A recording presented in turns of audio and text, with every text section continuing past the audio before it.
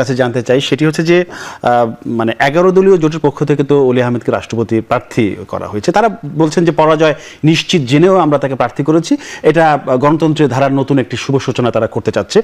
তারা এও বলেছে যে যদি অধ্যাদেশ জারির মাধ্যমে এখনো গণভোটের রায় বাস্তবায়ন করা যায় তাহলে ভোট দেওয়ার যে সুযোগ এখনো সেটা আছে, তবে ইচ্ছা মতো যে কোনো আপনার সরকার দলীয় এমপি অন্য কাউকে ভোট দিতে পারবে, সেটা তারা এখনো চেয়ে যাচ্ছেন, মানে চাচ্ছেন। সব মিলে আপনার মন্তব্য জানতে চাচ্ছি। ধন্যবাদ আপনাকে। যারা শুনছেন আমার শুভেচ্ছা অভিনন্দন, আমার সহ আলোচককে শুভেচ্ছা। দেখেন, আমি বিএনপির একজন কর্মী, আমার চাওয়া পাওয়া অনেক কিছু আছে, থাকতে পারে, কিছু পেয়েছি কিছু পাইনি। আপনি অনেক জীবনে আপনিও কিছু পেয়েছেন কিছু পান না, একটা মানুষ সব পায় না। কিন্তু আমার যেখান থেকে শুরু সেখানে আপনি আশা করেন কিভাবে যে আমার বেসিক জায়গাটা আমার ওইখানে অস্তিত্বের লড়াই, সেই জায়গায় একটা ভোট মানুষ দিয়ে দিবে অকপটে। প্রশ্নটা কিন্তু ওইখানেই আসে। তার মানে কি গুপ্ত সুপ্তগুলো কি আপনি অনেক দিন দেখভাল করে মানুষ করেছেন?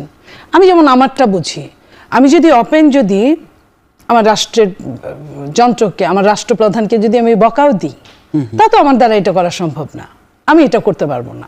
তাহলে এটা চাই কিভাবে? এটা যদি অন্য কিছু হতো যে ঠিক আছে 300 আসন, একটা আসন ফেল করলো কোনো ক্ষতি নাই, দল ক্ষমতায় আসবে, 5টা আসন ফেল করলো কোনো ক্ষতি নাই। এটা একটা মাত্র রাষ্ট্রপতির পদ, সেইখানে 2/3 মেজরিটি।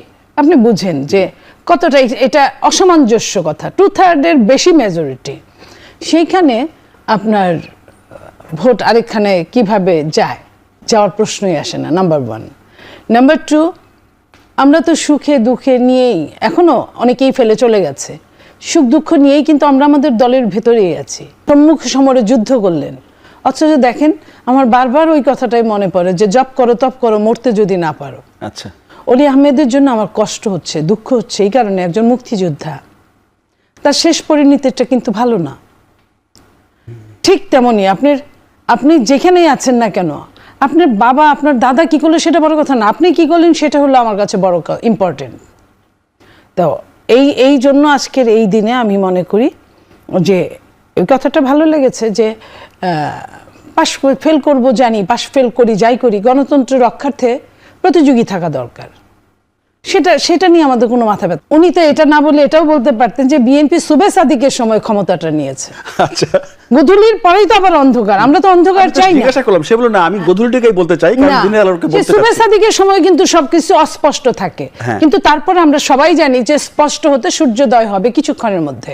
তো উনি কিন্তু এটা বলতে পারতেন। আমি ওনারা অনেক বুদ্ধিমান মনে করি, কিন্তু উনি বড় একটা ডিজাস্টারের দিকে এগোচ্ছেন। সেটা হয়তো উনি বলবেন। হ্যাঁ, তো সেই জায়গা থেকে আমরা বলতে চাই যে আপনার বিএনপি যে সময়টায় দায়িত্বভার নিয়েছে, অনেক রকম চ্যালেঞ্জ আছে বিএনপির, আপনি জানেন আমি জানি, এবং বিএনপি নিজেও জানে। কিন্তু বিএনপি যেহেতু বাংলাদেশের জনগণকে ভালোবাসে, সেই কারণে বিএনপি চ্যালেঞ্জগুলো নিচ্ছে এখনও।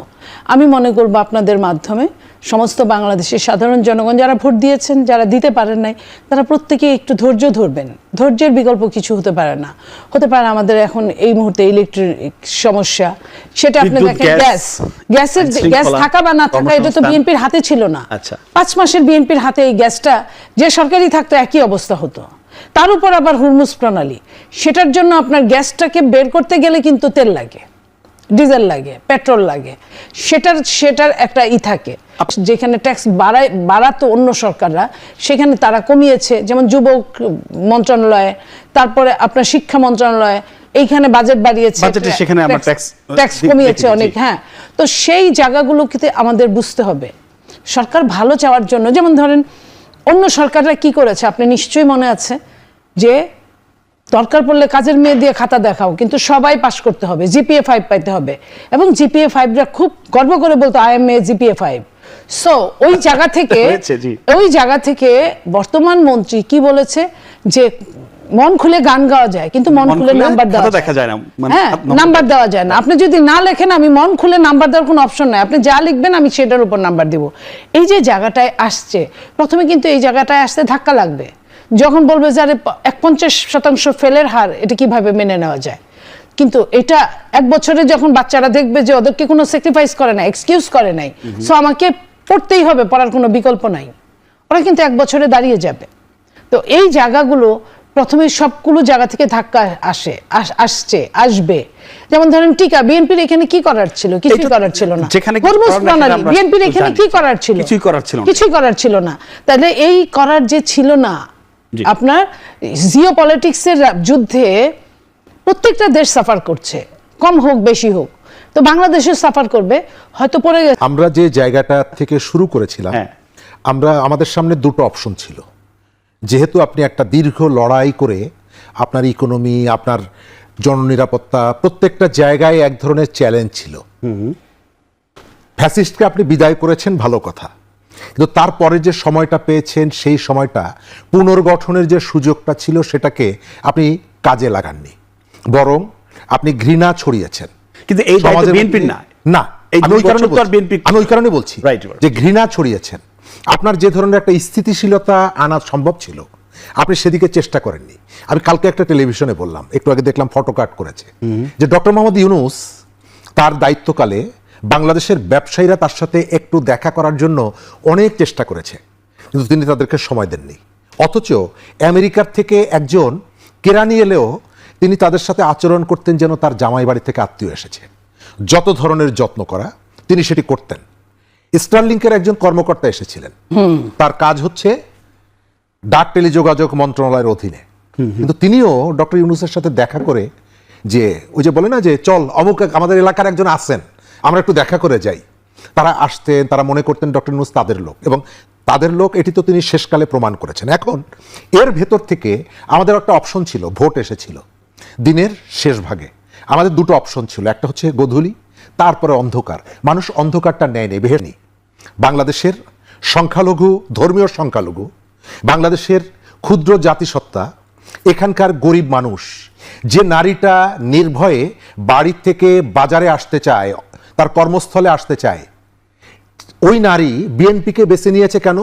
কারণ হচ্ছে তিনি জেনেছেন যে আরেকটা অপশন এখানে আছে, যারা ক্ষমতায় গেলে আগেই বলে দিয়েছে নারীকে আমি 4 ঘন্টা না 6 ঘন্টার বেশি বাইরে থাকতে দিব না, কাজ করতে দিব না। সুতরাং 5 ঘন্টা গরমের মধ্যে হাঁসফাঁস করছে, গ্রামের যে শিক্ষার্থী পড়তে পারছে না গরমের কারণে, আপনি তার কাছে যাই বলেন না কেন, জুলাই বলেন, আগস্ট বলেন, সেপ্টেম্বর বলেন, তার কাছে এগুলো কোনো ব্যাখ্যা দেওয়ার কোনো কিছুই নাই। যে মা গভীর রাতে উঠে পিট করে জ্বলা চুলা রান্না করে অফিসে যান, তার কাছে কোনো কিছুর দাম নেই, সংস্কার ইত্যাদি ইত্যাদি, তার কাছে বলা হচ্ছে, তার চাওয়া হচ্ছে গ্যাসটা প্রপারলি কখন আসবে। এর বাইরে যদি আপনি তাকে ব্যাখ্যা দিতে যান, সে ব্যাখ্যা শুনতে চায় না। আমার কাছে যেটা মনে হয়, তার মানে কি যে সম্পূর্ণ দায় বিএনপির? নো, বিএনপি একটা বড় জায়গা, আপনি খেয়াল করে দেখবেন এনার্জি সেক্টরে যখনই বিএনপি দায়িত্বটা গ্রহণ করে, একটা গ্লোবালি একটা যুদ্ধ শুরু হয়ে যায়, এবং এনার্জি সেক্টরটা সব থেকে বেশি প্রভাব বিস্তার করে। একই সঙ্গে এনার্জি ইস্যুতে বিএনপির আগের টার্মেরও কতগুলো ক্ষত কিন্তু আছে, সেটি আপনি কানসার্ট বলেন, অন্যান্য জায়গায় বলেন। এর থেকে শিক্ষাটা গ্রহণ করা দরকার। আর জামাতের যেটা বলেছেন, আমি জামাত যেটা করছে এটাকে আমি দেখি রাজনীতি নিয়ে তারা পলিটিক্স করছে। জামাত রাজনীতি নিয়ে পলিটিক্স করছে কিভাবে? সেটা হাই বিএনপির সঙ্গে জামাতের যে সমস্ত জায়গাগুলোতে সংঘাত হয়েছে, তার একটা বড় ইস্যু ছিল কর্নেল অলি আহমেদ, তার নির্বাচনী আসন। অথচ বিএনপি যখন 2001 সালের শেষ দিকে এসে বিপদে ফেলে দিয়ে গেছে বিএনপিকে, যারা তাদের একজন হচ্ছেন কর্নেল অলি আহমেদ।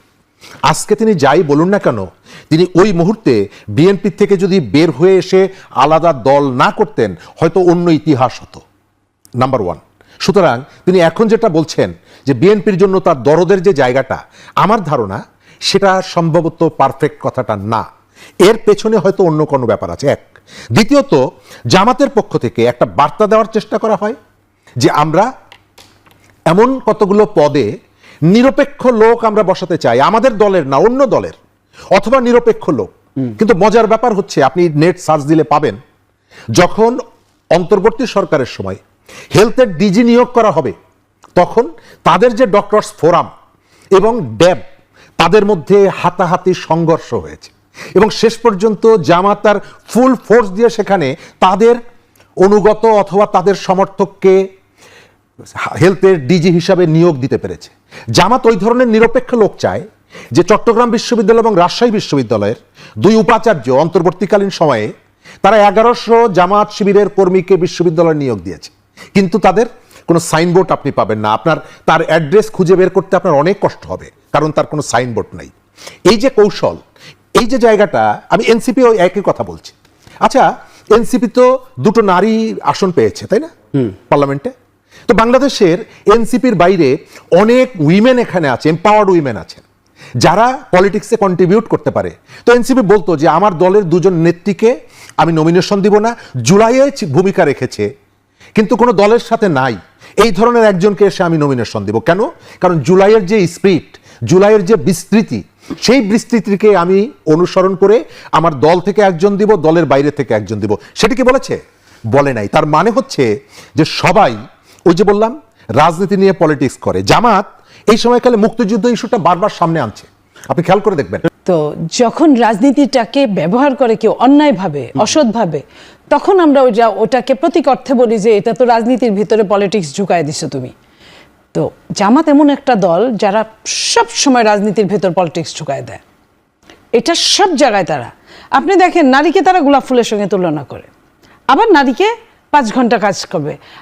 আপনিই বলেন, আপনি তো একটা মাল্টি ন্যাশনালের চাকরি করেন, মাল্টি ন্যাশনালের একই মালিক, আপনার নারী 5 ঘন্টা শ্রম দিবে, পুরুষ 9 ঘন্টা শ্রম দিবে, 8 ঘন্টা, একই বেতন, একই স্যালারি, একই সুযোগ হবে না। তার মানে কি, তোমাকে হাতে যদি তাকে না মারিতে পারো, দাঁতে মারিত শত, জসিমউদ্দিন কবিতা লিখছিল না, কবর কবিতা, সেই দাঁতে মারিত শতর মধ্যে নারীকে ফেলে দিয়েছে যে তোমাকে আমি চাকরি থেকে সরাবো না, কিন্তু আমি এমন কিছু পন্থা অবলম্বন করাইবো যাতে চাকরি তোমাকে সরাইয়া দেয়। গেল। তারপর আপনি দেখেন, আপনি স্টেপ বাই স্টেপ আসেন, নারীদেরকে বেছে নিল তারা ফতোয়া দেওয়ার জন্য, নারীদেরকে দিয়ে ওটা কি বলে, ওই যে টিকিট দেওয়া শুরু করলো, দুজকের টিকিট দেওয়া শুরু করলো। আপনার